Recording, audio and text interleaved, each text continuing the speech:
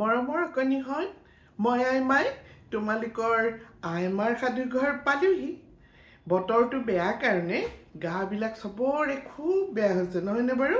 মোৰ চকুটকুবিলাক পুৰিয়ে আছে জানানে তথাপিতো তোমালোকৰ সাধুঘৰলৈ আহিলোঁ এটা মজাৰ বীৰবল আৰু আকবৰৰ সাধু লৈ আহিছোঁ তোমালোকৰ বীৰবল আৰু আকবৰৰ সাধুবিলাক ভাল লাগেনে এই কাহিনীবিলাক এইবিলাক আচলতে সঁচা বহুত আছে এনেকুৱা মই তাৰে কিছুমান কৈ থাকোঁ আৰু তোমালোকক শুনাচোন এই বীৰবল আছিলে মহা বুদ্ধিমান আৰু আকবৰ যদিও ৰজা তেওঁ কিছুমান তোমাৰ বিবাদ বা কিছুমান ডাঙৰ ডাঙৰ টান টান কামৰ উৱাদি নেপালেই বীৰবলৰ ওচৰ চাপে আৰু বীৰবলে সহজতে ধেমালিতে তেনেকুৱা ডাঙৰ ডাঙৰ কথাবিলাক একে সুকলমে মীমাংসা কৰি দিয়ে সেইকাৰণে নানান বুদ্ধিৰ কাৰণে বীৰবল আছিল আকবৰৰ প্ৰিয় পাত্ৰ শুনা এসময়ত তোমাৰ দুজন মল্লযুদ্ধ মানে ৰেছলাৰ জানা নহয় মল্লযুদ্ধৰ মাজত এখন কম্পিটিশ্যন হ'ল তাত মল্লযুদ্ধজনৰ দুইজনৰে এটাই কণ্ডিশ্যন এটা চৰ্ত ৰাখিলে যে যোনজনেই জিকে মল্লযুদ্ধত পৰাজয় হোৱাজনৰ যোনজন হাৰে এই কম্পিটিশ্যনত সেইজনৰ পৰা 1 কেজি মঙহ শৰীৰৰ পৰা কাটি নিব মানুহ একেবাৰে ভৰ্তি হৈ গ'ল একদম এই যুদ্ধখন চাবলৈ মল্লযুদ্ধখন দুইজন সাংঘাতিক শক্তিশালী মল্লযুদ্ধ একদম যুদ্ধ লাগি আছে এজন যদি এবাৰ ধাৰাসায়ী হয় সিজন এবাৰ ধাৰাসায়ী হয় এনেকে এটা সময়ত এজন বিজয়ী হ'ল জিকি গ'ল যুদ্ধখনত এইবাৰ জিকি যোৱা যোদ্ধাজনে মল্লযোদ্ধাজনে হাৰি যোৱাজনক 1 কেজি মাংসৰ কথা মনত পেলাই দিলে এতিয়া তেওঁ পিঠিখন পাতি দিলে হাৰি যোৱাজনে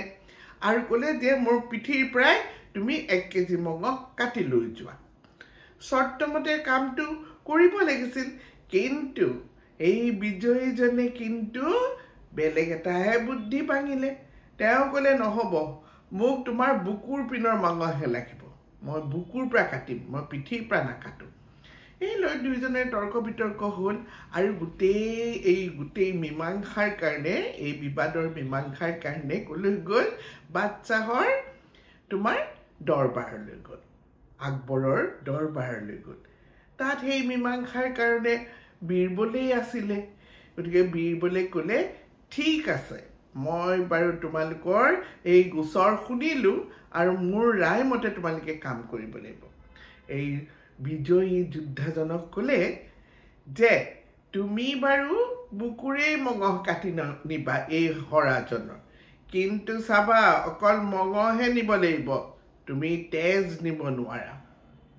তুমি জোৰ পৰাই কাটা পিঠিৰ পৰা কাটিলেও তুমি তেজ নিব নোৱাৰা তুমি বুকুৰ পৰা কাটিলেও তুমি তেজ উলিয়াব নোৱাৰিবা তোমাৰ মঙহখিনিহে অকল যাব তোমাৰ লগত কাৰণ মঙহৰহে চৰ্ত হৈছিলে তেজৰটো হোৱা নাছিলে এইবাৰ কোন হলঠেকত পৰিলে এই বিজয়ী যোদ্ধাজন আৰু তেওঁ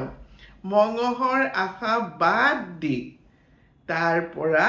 থুটমুট চেলেকি ঘৰলৈ প্ৰস্থান কৰিলে ইমান ডাঙৰ এটা বিপদৰ পৰা এজন মানুহক কি কৰিলে উদ্ধাৰ কৰিলে বীৰবলে নিজৰ উপস্থিত বুদ্ধিৰ দ্বাৰা সেইকাৰণে মানুহৰ বহুতবিলাক প্ৰব্লেম বহুতবিলাক তোমাৰ এই এনেকুৱা ধৰণৰ বিপদ